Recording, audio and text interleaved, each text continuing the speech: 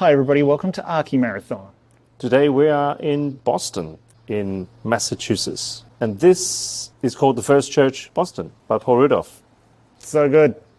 Boston's so good. I've never been before, and I love it. We've got nothing to roll. Is that what you're looking for? You're looking around. You're like, do I roll down the steps? Do I roll something? No rolling today. We just play intro. Boop.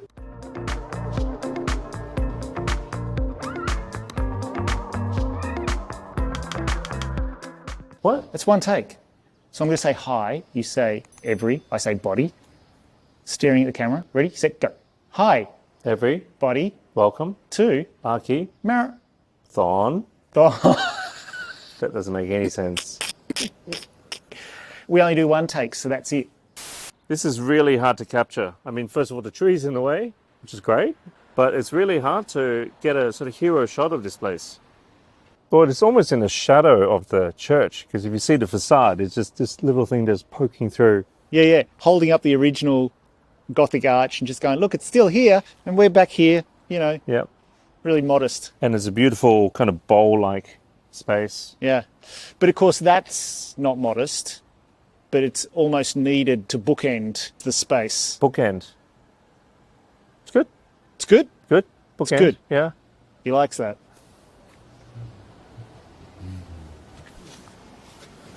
Calm down.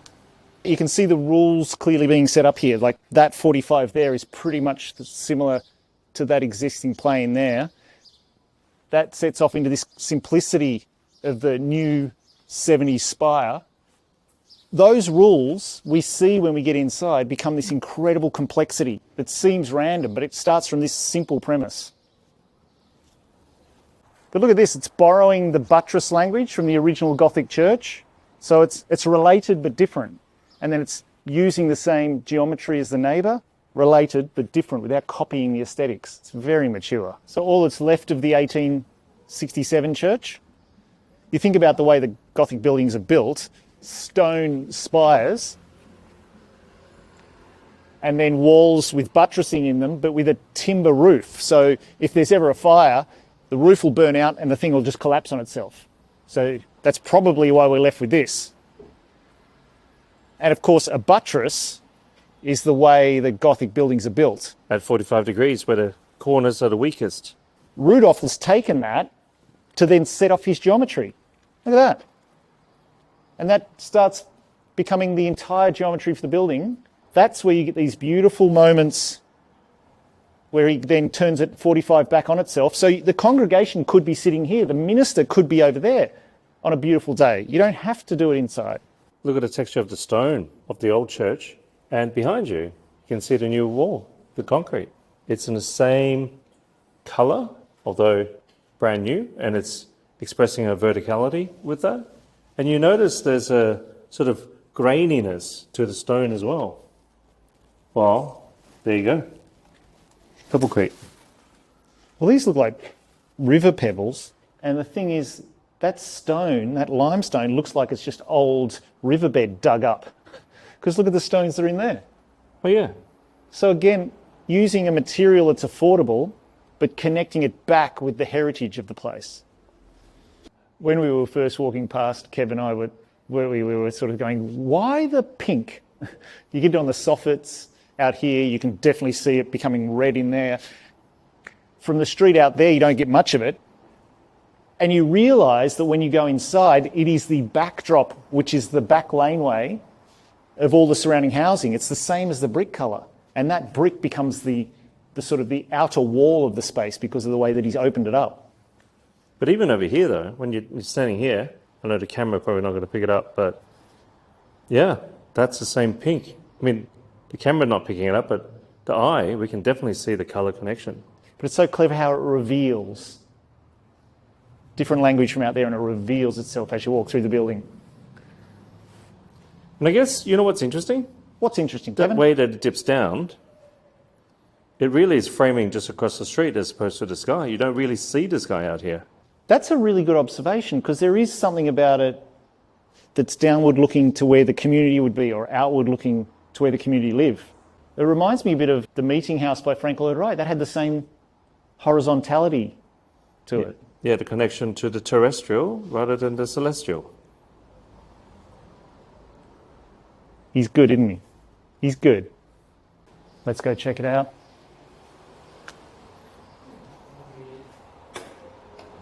These great big windows that connects back out to the street. Well, it's the laneway, isn't it? Yeah. And the main gesture of the roof, the main thing, you can still see out here where it continues into the chapel. There's so much happening here today. We've deliberately come on a Sunday, so we see the community in action. It's so wonderful, isn't it, Kev, how you come in and you get orientated towards just the gritty little laneway where people live and then turned to the chapel. Like typically in a Gothic church, you get taken away from the outside world to, sort of, you've got all these gestures looking upwards. Here it's like just reminds you where you are.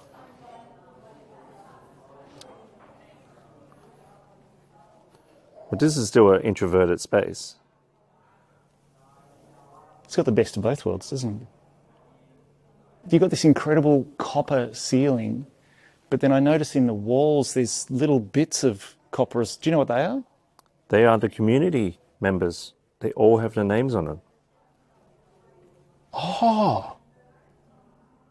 And then over on the far wall there, the altar, behind the altar are the ministers. Oh, right. Oh, that's cool, isn't it? Brutalism, huh? Brutalism is just a backdrop for the community to engage with and add their own selves. There's amazing texture and warmth in this. Yeah. So people always complain about concrete being cold and dead. Well, Rudolph was the king of brutalists, really. Oh, and it's about texture and it's a liquid stone. It's about gravitas and resilience to allow you to grow into it. It's a perfect thing for the Unitarians who are grassroots, community-focused, to embed themselves in the walls. It's brilliant. Oh, and at this point you can actually see the original spire, one of the few bits that remain from the original fire. Oh.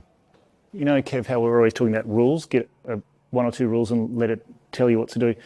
It's interesting when you come in here, it looks chaotic in a beautiful way, all the 45 degrees, but you realise when you're out at the ruin of the original church that it comes just from that gesture of a buttress sticking out.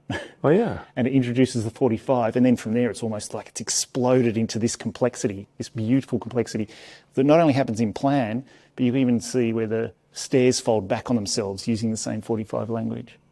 The structure as well, it's all exposed. What's great about that exposed structure in the chapel is it's similar language to the exposed structure outside that's holding up the remnants of the ruined wall. Look, even their stained glass, that's not a religious iconography, it's founding fathers. Oh, yeah. About the establishment of rule of law, of their incredible constitution, their Bill of Rights. Go through those doors. To the balcony. Yeah.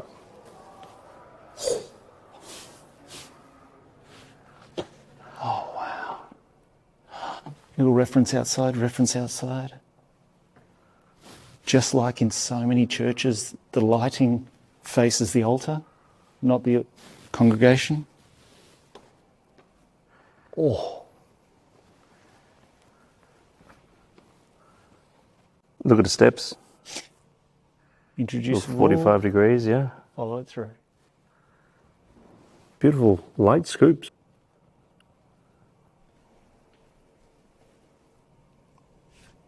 You going to say something profound? Profound. Isn't it great? So many traditional churches are inward looking and focused towards the priest, and this is outward looking, little glimpses of the city and the community. It is very much the same colour. Yeah, there's always a little sneaky glimpse back out to the community, different heights. This is the performance space that we saw downstairs. Cute.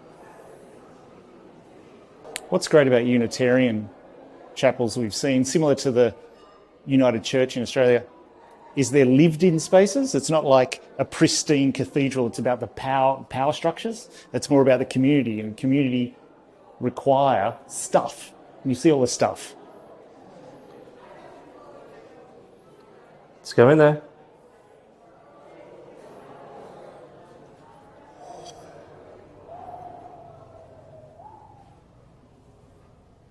Love that structure just coming right across there. And there's so many elements here, the backlighting, the stained glass that are quite traditional, but still with that reference back to the laneway, the gritty laneway. There's almost a bit of like John Lawton, a bachelor pad about that, but it's a community space instead. And around the side at the back, I think it's actually one of the more interesting elevation of this place. Yeah, the folding, and then it's sort of domestic scale, isn't it?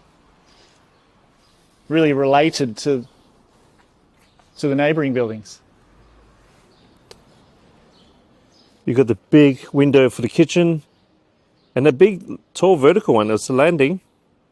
That's the stair that winds up, isn't it? Yeah. And then the seating space. Yeah, that's the back of the seating height, isn't it? So we were sitting there before. I love seeing stuff like this from a master, where it seems like organised randomness, but when you realise the DNA of the thinking, and you extrapolate out from there, it's like, that's clever. This is proper Brutalist building by the Brutalist master himself, Paul Rudolph. It seems so effortless. Yeah, that's the word, isn't it? Because often it seems forced. People just do it for the sake of doing it. But not only is it set off from the context and the Gothic buttress, it also then goes and forms these incredible, obviously community-orientated spaces. The best brutalism is a form of humanism, I always think. Explain that. So you use concrete because it's a liquid stone and it's resilient and it's going to last a long time and it can take a hit. And you use that as a foundational material to put together the components you need to create community spaces that can take a hit, can last for centuries.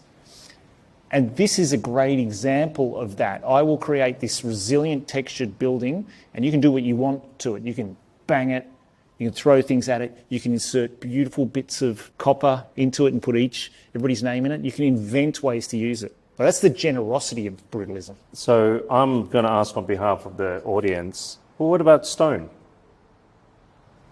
What about stone? Why can't you use stone? You can use stone. You absolutely can use stone.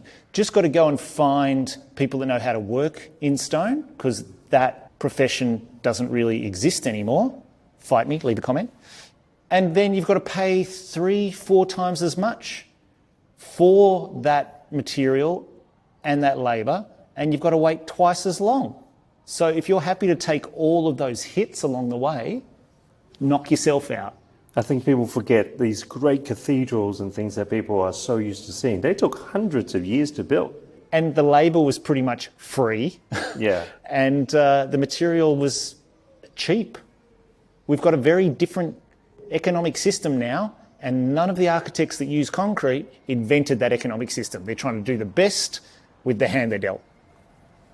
And in the hands of somebody like Paul Rudolph, did it beautifully.